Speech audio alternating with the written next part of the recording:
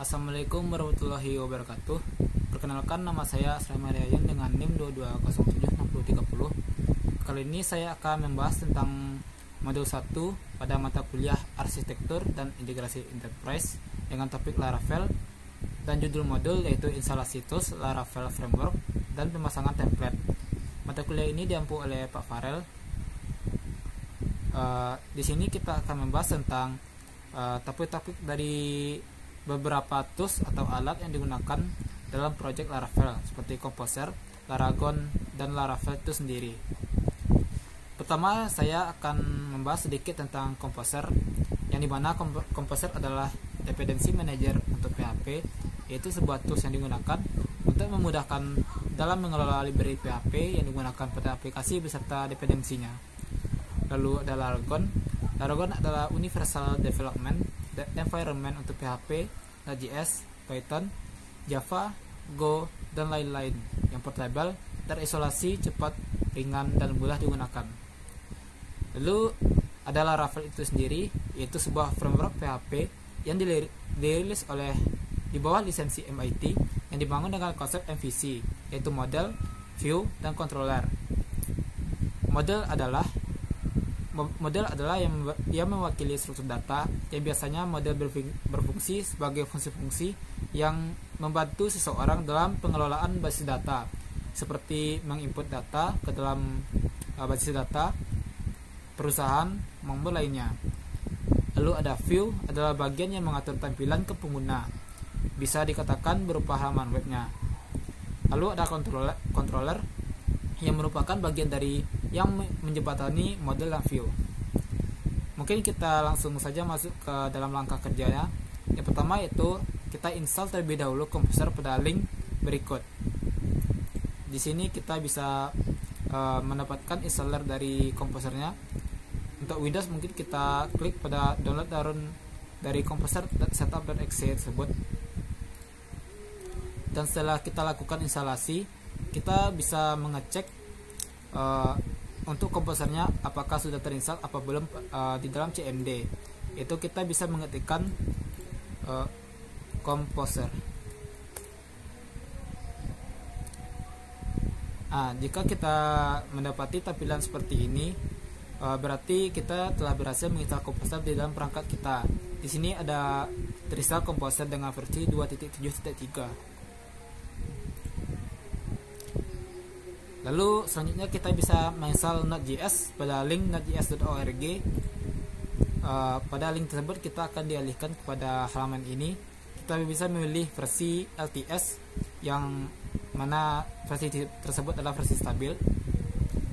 Di sini kita bisa tekan Windows installernya, installernya. Di sini seperti ini. Dan ketika kita klik installernya, maka kita akan diarahkan kepada setupnya. Untuk penginstalan Node.js ini sangat mudah, kita hanya perlu tekan next saja sampai semua telah terinstall. Dan jika kita telah berhasil menginstal Node.js, kita bisa mengeceknya dengan mengetikkan node spasi -v, itu untuk mengecek versi dari Node.js tersebut. Nah, di sini kita telah dapatkan versi dari Node.js yang telah terinstall adalah versi 22.14.0. Lalu yang ketiga, kita bisa menginstal Laragon pada link laragon.org. Jadi di sini kita bisa mendapatkan installernya pada link ini, download Laragon versi 8.1.0. Untuk penginstalan tersebut kita bisa langsung lakukan dengan hanya mengklik tombol next dan kemudian install. Dan jika kita telah berhasil menginstal Laragon, maka tampilannya akan seperti ini.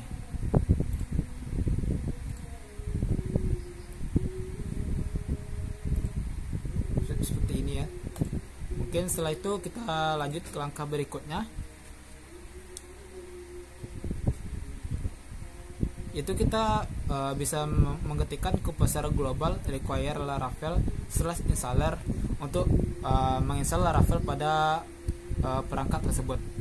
Selanjutnya untuk pembuatan project dari Laravel kita bisa membuka CMD pada Laragon, terus www.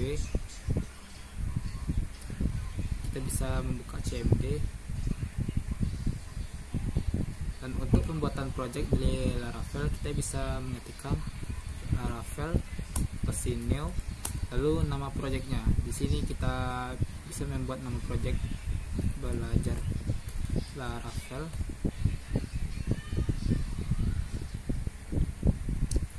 Coba kita cek yang benar, Laravel new spasi nama project, lalu klik enter.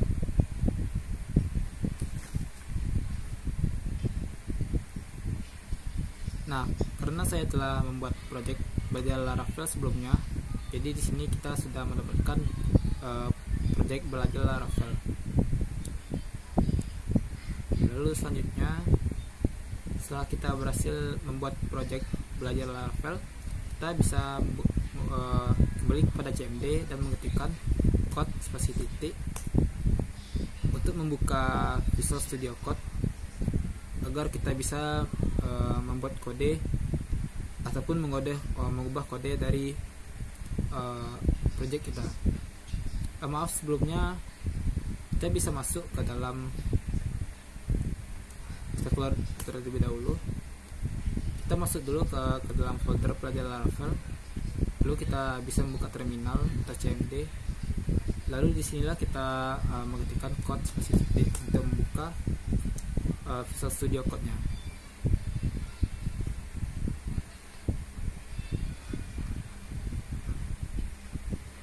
Kita tunggu proses membuka Visual Studio Code-nya. Nah, setelah terbuka sesuai modul, kita bisa membuka terminal dengan mengklik tombol ini. Lalu pada terminal kita bisa menekankan Composer install. Tunggu terlebih dahulu. Kita bisa menekan Composer install untuk menambahkan Composer pada project Laravel kita.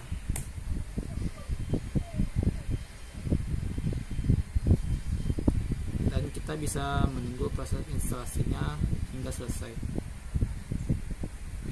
Setelah kita berhasil menginstal Composer pada project kita, selanjutnya kita bisa mengetikkan ini, kita mengetikkan PHP artisan key generate untuk menggenerate key pada project kita. Dan sebelum kita melakukan serve pada project PHP, sebelumnya itu kita harus melakukan PHP migrate untuk memasukkan database kita ke dalam MySQL. Setelah berhasil, barulah kita bisa mengaktifkan PHP artisan serve. Lalu setelah kita menghidupkannya, kita akan mendapatkan tampilan seperti ini, yang tandanya kita telah berhasil membuat project Laravel.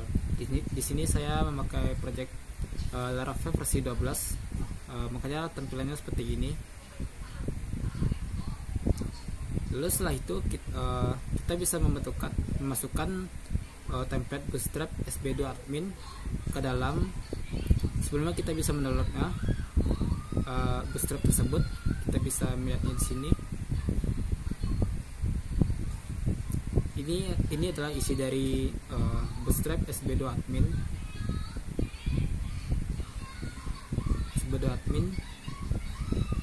Nah, setelah kita melakukan ekstrak, lalu kita bisa memasukkan semua isi file tersebut di dalam project kita yang terletak pada public disk. Di dalam disk ini kita bisa membuatkan semua folder dan file yang ada pada SB2admin tadi. Setelah itu kita bisa memodifikasi kodenya seperti pada ini.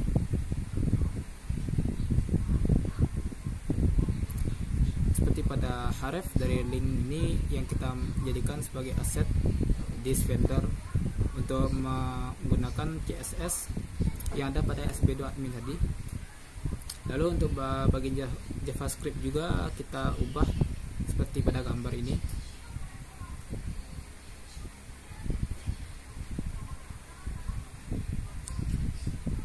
Yang terletak pada bagian sini. Di di sini kita ubah dulu semua kodenya sebentar. Nah, setelah kita mengganti semua kodenya menjadi kode Bootstrap SP2 admin, selanjutnya kita bisa refresh halaman Laravel kita tadi. Kita tunggu sebentar, dan harusnya kita akan mendapatkan tampilan seperti ini. Maaf, ada kode error sepertinya. Sebentar.